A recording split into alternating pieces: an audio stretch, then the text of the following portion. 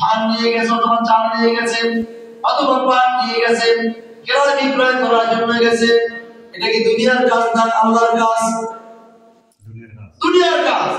দুনিয়ার কাজটা বুঝতো, আগে গিয়ে বাজার গিয়ে আগে বাজার ধরতে হবে। দুনিয়ার কাজটা বুঝতো, কিন্তু ওই বান্দা যেই সময় আল্লাহর কাজে দুনিয়ার কাজের জন্য উঠলো, অর্থাৎ রাত্র 4টা বাজে উঠছে, আর ফজরের আগে বাজার কি এরকম হয় না? ফজরের আগে বাজার ধরতে হবে।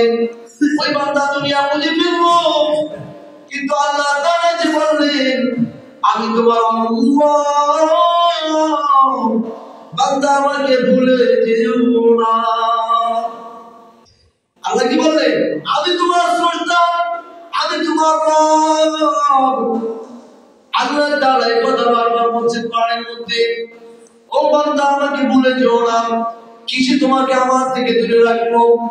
দুনিয়ার কোন নেশা তোমাকে আমার থেকে দূরে রাখবো?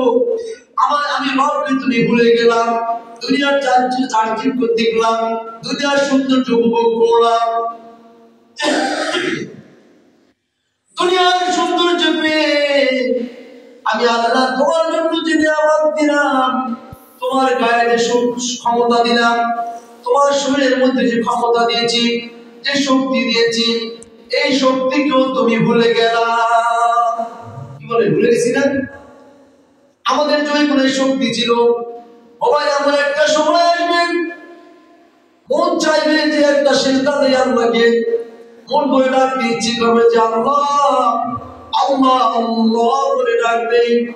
একটা সিজদার মধ্যে সুবহান রাব্বিয়াল আলা বলে, রুকুতে গিয়ে সুবহান রাব্বিয়াল আযীম বলে, কিন্তু আপনার মনে ইচ্ছা একটা আবেগ থাকবে, অনুভূতি থাকবে, ব্যক্ত করার মতো সুযোগ আপনি পাবেন না। পাবেন? ওই সময় নাম কি? বার্ধক্য। ওই সময় নাম কি? বার্ধক্য। যখন আপনার আমার চলে আসবে, বয়স যখন চলে আসবে, হাঁটু তখন সারা দিবে না, দীর্ঘ সময় রুকুতে থাকতে পারবেন না, কোমর সারা দিবে না, কোমর ধরে যাবে, হাঁটু বাঁকা করে দীর্ঘ সময় বসতে পারবেন না, হাঁটু বাঁকা হয়ে যাবে, দীর্ঘ সময় থাকলে হাঁটুতে ব্যথা আসবে। আর ওই বার্ধক্য আসার আগে আমাকে জৈবনের শক্তি থাকার মূল্যায়ন দিতে হবে, মূল্যায়ন করতে হবে। ওই আল্লাহর সিজদার উপসিজদা কথা বলে দিতে হবে যখন আমার শক্তি থাকবে। শক্তি ফুরিয়ে গেলে আর কোনো লাভ নাই। এই জন্য আল্লাহ তাআলা বললেন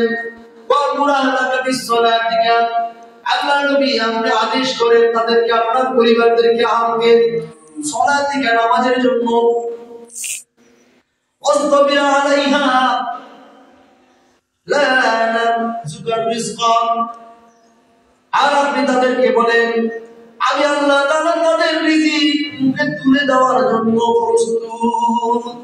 কি বললেন? আল্লাহ তাআলা বললেন আমি আল্লাহ তাআলা একজন স্রষ্টা, আমি তোমার মুখে খাবার যাবে কিভাবে, তোমার মুখের কাছে খাবার নিয়ে যাওয়ার ব্যবস্থা করব আমি আল্লাহ। বলেন কোরআনের মধ্যে আল্লাহ তাআলা যে কথা বললেন বিশ্বাস হয়?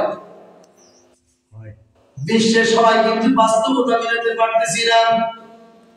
আমাদের ঈমান এতটাই দুর্বল, আমাদের ঈমান এতটাই দুর্বল যে বাস্তবতার সাথে আমরা মিলাতে পারি না। আসুন সাহাবীদের জীবন থেকে একটু শুনে আসি। নবীদের জীবন তো রয়েছে, সাহাবীদের জীবন থেকে একটু শুনে আসি।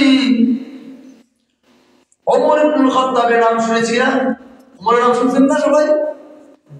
হযরত ওমর রাদিয়াল্লাহু তাআলা আনহু ছিলেন মক্কার মধ্যে ধনাঢ্য ব্যক্তি। ইসলাম গ্রহণ করার পরে হযরত ওমর রাদিয়াল্লাহু তাআলা আনহু ইসলামের জন্য তার সম্পদের কিছু অংশ দিয়ে দিলেন, অধিক অংশ দিয়ে দিলেন। অধিকাংশ যখন হযরত ওমর রাদিয়াল্লাহু তাআলা ইসলামের জন্য দিয়ে দিলেন, তখন তাদের মধ্যে, পরিবারের মধ্যে, সংসারের মধ্যে রিজিকের অর্থাৎ খাবারের কিছু সংকট দিত। হযরত ওমর রাদিয়াল্লাহু তাআলা আনহুর পরিবার থেকে যখন বলা হতো ঘরের মধ্যে খাবার নেই, কি বলতেন? ঘর থেকে ওমর রাদিয়াল্লাহু তাআলা আনহুর স্ত্রী বলতেন ঘরে খাবার নেই। হযরত ওমর রাদিয়াল্লাহু তাআলা আনহু বলতেন নামাজ পড়ো। কি বলতেন? নামাজ পড়ো। আর রাসূল সাল্লাল্লাহু আলাইহি সাল্লামের সুন্নাত এটাই ছিল, অভাবে পড়লে, প্রয়োজন হলে, চাহিদা দেখা দিলে নামাজের মধ্যে যা দাঁড়িয়ে যেতেন। হযরত ওমর রাদিয়াল্লাহু তাআলা মসজিদে চলে যেতেন, দুরকাত নামাজ পড়তেন, আবার এসে বলতেন ঘরে খাবারের কিছু ব্যবস্থা হয়েছে কিনা। হযরত ওমর রাদিয়াল্লাহু তাআলা বলতেন, ওমর রাদিয়াল্লাহু তাআলা যখন জিজ্ঞাসা করতেন ঘরে খাবারের ব্যবস্থা হয়েছে কিনা, ওমর রাদিয়াল্লাহু তাআলা স্ত্রী বলতেন না, কোনো খাবারের ব্যবস্থা হয় নাই। এবার ওমর রাদিয়াল্লাহু তাআলা বলতেন তাহলে যে মালিকের কাজ করেছি ওই মালিক মনে হয় একটু পরে দিবে। ঈমান কি আল্লাহ বলতেন যে মালিকের কাজ করেছি ওই মালিক বোধহয় একটু পরে দিবে। আবার হযরত ওমর রাদিয়াল্লাহু তাআলা নামাজে চলে যেতেন, নামাজ থেকে ফিরে এসে ওমর রাদিয়াল্লাহু তাআলা জিজ্ঞাসা করলেন খাবারের ব্যবস্থা হয়েছে কিনা। হযরত ওমর রাদিয়াল্লাহু তাআলার স্ত্রী বলতেন না, এখনো খাবারের ব্যবস্থা হয় নাই। ওমর রাদিয়াল্লাহু তাআলা বলতেন যে মালিকের কাজ করেছি ওই মালিক মনে হয় একটু পরে আবার দিবে।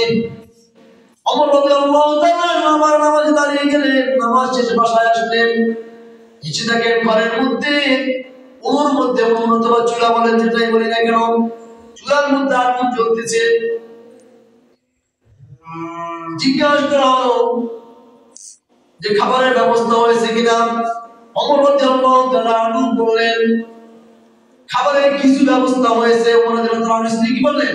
খাবারের কিছু ব্যবস্থা হয়েছে। কি হয়েছে? যে এক লোক মাথায় আপনি যার কাজ করেছেন এক লোক এসে মাথায় করে কিছু আটা আর কিছু গোস্তের ব্যবস্থা করলো। বললেন ওই ব্যক্তি গোস্তের কিছু পরিমাণ গোস্ত আর আটা নিয়ে এসে বলছেন যে ওমর রাদিয়াল্লাহু তাআলা যেই মালিকের কাজ করছে ওই মালিক তার পারিশ্রমিক পাঠিয়ে দিয়েছে। কি বলছেন? যে মালিকের কাজ করছে মালিক তার জন্য পারিশ্রমিক পাঠিয়েছে। শুধু তাই নয়, আল্লাহর নবীর জামানায় নতুন মুসলমান হয়েছে কিছু সংখ্যক সাহাবী রাদিয়াল্লাহু তাআলা আনহুরা মক্কার অদূরে হাদিস সংগ্রহ করার জন্য, অর্থাৎ ইসলাম সম্পর্কে জানার জন্য, ইসলাম বোঝার জন্য একদল সাহাবীরা মদিনার অদূরে, মদিনার কিছু পথ আগে তাবু রাত্র হয়ে গেল, বিকাল গড়িয়ে আসলো, সন্ধ্যা গড়িয়ে আসলো, এমন অবস্থায় তাবু করলেন। তাবু করার পরে এটা কিন্তু তাফসীর থেকে বলছি, আগেরটা হচ্ছে ওমর রাদিয়াল্লাহু তাআলার ঘটনা নয়, সাহাবাদের জীবন থেকে বলছিলাম। তো একদল সাহাবী মদিনার অদূরে কি একটা স্থানে তাবু গাড়লেন। তাবু গেড়ে তারা একজনকে বললেন যাও, আমরা তো মক্কার কাছাকাছি চলে আসছি, আমরা সাহাবীরা কিছু এখানে বসি, অপেক্ষা করে রাত্রি যাপন করি। তাদের মধ্যে থেকে একজনকে পাঠালেন আল্লাহর নবীর দরবারে, যাও মসজিদে নববীতে গিয়ে আল্লাহর নবীকে বলো আমরা কিছু সাহাবীরা মক্কার অদূরে তাবুর মধ্যে অবস্থানরত আছি, আমাদের কাছে খাদ্য নাই, খাবার ফুরিয়ে গেছে, আমাদের যাতে কিছু খাবারের ব্যবস্থা করেন। ওই সাহাবী যখন মদিনার মসজিদে নববীতে গেলেন, মসজিদে নববীতে যাওয়ার পরে ইশারের নামাজ পড়তেছিলেন আল্লাহর রাসূল নামাজের মধ্যে আয়াত তেলাওয়াত করতেছিলেন, ওয়া মা মিন দাব্বাতিন ফিল আরদি ইল্লা আলাল্লাহি রিজকুহা। আল্লাহর নবী মুহাম্মদ আরবি সাল্লাল্লাহু আলাইহি সাল্লাম নামাজের মধ্যে আয়াত তেলাওয়াত করতেছিলেন। সাহাবী নামাজে দাঁড়ায় গেলেন, নামাজের মধ্যে যখন আয়াত শুনতেছিলেন সাহাবী, ওই সাহাবী নামাজের মধ্যে আয়াত শোনার পরে মনে মনে ভাবলেন আল্লাহর রাসূল সাল্লাল্লাহু আলাইহি সাল্লাম তো নামাজের মধ্যে বলে দিয়েছেন। কি বলছেন? নামাজের মধ্যে যখন তেলাওয়াত করতেছিলেন আল্লাহর রাসূল, ওয়া মা মিন দাব্বাতিন ফিল আরদি ইল্লা আলাল্লাহি রিজকুহা, আল্লাহ তাআলা কোরআনের মধ্যে বললেন ওয়া মা মিন দাব্বাতিন ফিল আরদি, জমিনের মধ্যে কিংবা জমিনের অতই গভীরের মধ্যে, দুনিয়ার জমিনের মধ্যে অথবা জমিনের অতই গভীরে, পাহাড়ের ভিতরে অথবা পাহাড়ের তলদেশ অথবা পাথরের মধ্যে যত পোকামাকড় রয়েছে, যত মাকড় রয়েছে, বিন্দাবাতিন ফিল আরদি, পুরো সমগ্র পৃথিবীর মধ্যে, জমিনের মধ্যে, ইল্লা আলাল্লাহি রিজকুহা, আল্লাহ বললেন সমস্ত মাখলুকের রিজিকের ব্যবস্থা আমি আল্লাহ নিয়েছি। সাহাবীরা শোনার পরে আল্লাহ নবীর কাছে কিছুই বলেন নাই। আল্লাহ নবীর কাছে আসলেন কেন? কিছু খাবার নেওয়ার জন্য। অদূরে তাঁবুতে কিছু সঙ্গী রয়েছে, তাদের পক্ষ থেকে তাকে পাঠানো হয়েছিল আল্লাহ রাসূলের কাছে কিছু খাবার যাতে তারা নিয়ে যায় সেখান থেকে। ওই সাহাবী ফিরে গেলেন। ফিরে গিয়ে যাচ্ছিলেন আর এই কথাই বলতেছিলেন, ওমা মিন দাব্বাতিন ফিল আরদি ইল্লা আল্লাহি রিজকুহা, আল্লাহ দুনিয়ার জমিনে যত মাখলুক আছে সব মাখলুকের রিজিকের ব্যবস্থা আপনি নিয়েছেন, রিজিকের দায়িত্ব তো আপনি নিলেন। এই কথা বলতেছিলেন ওই সাহাবী আর তাঁবুতে ফিরে গেলেন। আর সঙ্গীরা জিজ্ঞাসা করা হলো আল্লাহ নবীর পক্ষ থেকে, খাবারের কি খবর? তোমাকে তো পাঠানো হয়েছিল আল্লাহ নবীর পক্ষ থেকে কিছু খাবার নিয়ে আসার জন্য। ওই সাহাবী বললেন, খাবার যিনি দেওয়ার মালিক তিনি পাঠিয়ে দিবেন। আর ওই একই আয়াত বারবার বলতেছে, ওমা মিন দাব্বাতিন ফিল আরদি ইল্লা আলাল্লাহি রিজকুহা। ওই সাহাবী বারবার আয়াত পড়তেছে আর বলছে, আল্লাহ তুমি তো রিজিকের দায়িত্ব নিয়েছো, আমাদের রিজিকের ব্যবস্থা করে দাও, আমাদের রিজিকের ব্যবস্থা করে দাও। আর সঙ্গীরা তাঁবুর মধ্যে যারা ছিল সবাই বারবার জিজ্ঞাসা করতেছিল, আমাদের খাবার কই? তুমি তো মুহাম্মদ সাল্লাল্লাহু আলাইহি ওয়াসাল্লামের কাছে গিয়েছিলে, আমাদের জন্য কোনো খাবারের ব্যবস্থা কি হয় নাই? এমন করতে করতে যখন রাত্র শেষ হয়ে গেল, সুবহে সাদেকের পূর্বে এক ব্যক্তি মাথায় করে কিছু রুটি আর রান্না করা কিছু বস্তু নিয়ে আসলেন।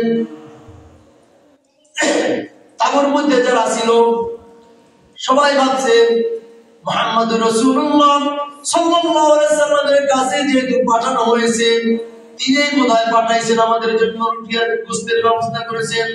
সাহাবীরা গোশতগুলো খেলেন আর রুটিগুলো খেলেন আর বলতে লাগলেন, এমন স্বাদযুক্ত খাবার জীবনে কোনোদিন তারা খায় নাই। ওই সাহাবী তাঁবুর মধ্যে যে সাহাবীরা ছিলেন সমুদায় সাহাবী খেলেন, খাওয়ার পরে কিছু আবার রয়ে গেল। তাদের মধ্যে থেকে আরেকজনকে পাঠানো হলো, যাও তুমি মদিনার দরবারে, রাসূলের দরবারে এগুলো ফেরত দিয়ে আসো। কি বলছে? আমাদের খাওয়া শেষ, এখন যা আছে অবশিষ্ট এটা মদিনার কাছে রাসূলুল্লাহ উপস্থিত নববীতে রেখে আসো। ওই সাহাবী যখন মসজিদে নববীতে গেলেন, গিয়ে বললেন, রাসূল সাল্লাল্লাহু আলাইহি ওয়াসাল্লামের কাছে খাবার ফেরত দিলেন। আল্লাহ রাসূল জিজ্ঞাসা করলেন, খাবার কোথা থেকে? বলল, আমাদের একজন সাহাবী ভাই আপনার কাছে এসে খাবার চেয়েছিল, আপনি পাঠিয়েছিলেন। আল্লাহ নবী তো নবী, আল্লাহ নবী কি? আল্লাহ নবী তো নবী ছিলেন, কিন্তু সব কিছু আলিমুল গায়ব জানতেন, কিন্তু জানলেও বলতেন না। আল্লাহ নবীর কাছে জিবরাইল সালাম হাজির হয়ে গেলেন।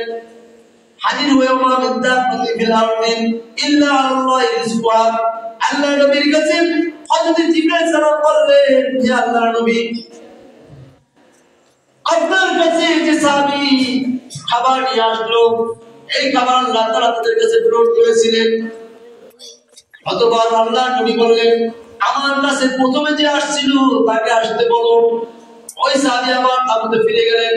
ফিরে আসার পর তাকে নিয়ে আসা হলো। ওই সাহাবীকে আল্লাহ রাসূল জিজ্ঞাসা করলেন, এই খাবার কে দিয়েছে? সাহাবী বললেন, আল্লাহর রাসূল, আমি আপনার দরবারে বলতে আসছিলাম আমাদের সাহাবীদের জন্য কিছু খাবারের ব্যবস্থা করার জন্য। এসে আপনি নামাজের মধ্যে আপনি তিলাওয়াত করতেছিলেন, ওমা মিন দাব্বাতিন ফিল আরদি ইল্লা আলাল্লাহি রিজকুহা। আপনি তো নামাজের মধ্যে তিলাওয়াত করতেছিলেন,